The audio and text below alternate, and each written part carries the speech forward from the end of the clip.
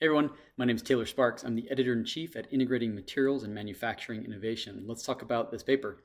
Uncertainty-informed ICME framework for robust design optimization of microstructure-sensitive multi-axial fatigue properties. This work comes to us from a collaboration between QuesTek and Georgia Tech.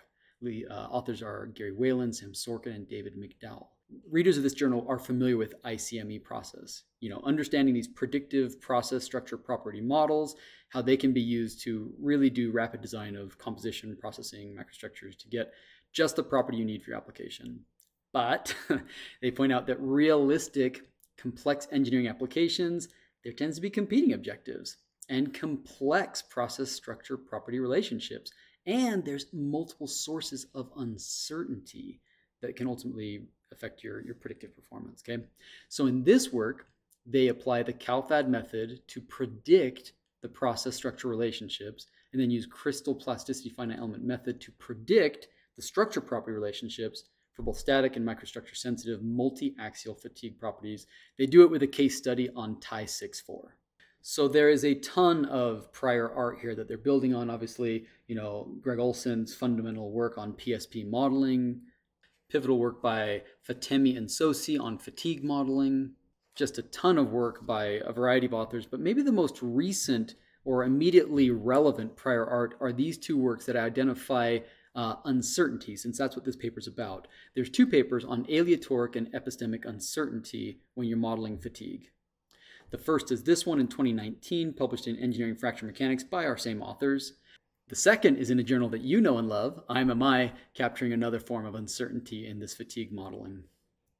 So why do they need another one? Well, they point out in this work, they're going to do something different. They're going to extend the previous papers in some meaningful ways. First off, the process structure linkages are integrated using a CALPHAD approach. Second off, they're going to take the aleatoric and the epistemic uncertainty sources and combine them so they can fully, quantify and propagate uncertainty. An example of that in a minute. And then they consider some more complex loading scenarios. Instead of just uniaxial, they're going to talk about biaxial fatigue loading, for example. And then finally, they're going to actually create this IDEM methodology where they can do the inverted, structure property linkages to demonstrate uncertainty-informed design. So their methodologies, they're going to actually use the CALPHAD method for this. They're going to explore how the microstructure, evolves in Ti64, doing it with and without uncertainty and showing the comparison. Again, most people are likely familiar, if they're readers of this journal, with process, structure, property maps, but here's the ones that they have present for this Ti64. On the far left, you've got the different processes that are available. In the middle, you have the structure, right? Surface, phase, grain boundaries, texture, all that. And then ultimately on the far right, you have the properties that you can care about here: yield strength, fatigue life, modulus. And since this is Ti64 that we're talking about, this is a titanium alloy that has both alpha and beta phase, and we might be interested in understanding, for example, how these phases evolve as you process them in different ways. We can see that here. What you're seeing here is the volume fraction as a function of both heat treatment and composition, right? Different heat treatments here, and on the x-axis you're seeing the amount of aluminum that's present, and you're seeing how much of this alpha phase is present, and ultimately what they're ending up with is now a distribution, right? It's a distribution of the volume fraction, which is going to be accounting for the uncertainty in what could be happening here. Another example here is how they're showing the distribution of the aleatory microstructure statistic uncertainty and how it's evolving.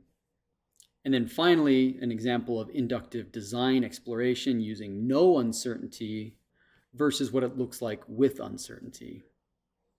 So what were some of their key takeaways here? First off, their findings that machine learning-based reduced order surrogate models for this computationally expensive model actually makes inductive design and uncertainty quantification relatively tractable, even for complex phenomena like this multi-axial fatigue that they're trying to model. Second, they point out that clearly, as you've just seen, there's different outcomes if you ignore versus include uncertainty. And so a tool that can capture the different forms of uncertainty is going to be an advancement in our world of ICMD. So check out this paper in the latest issue of ICME.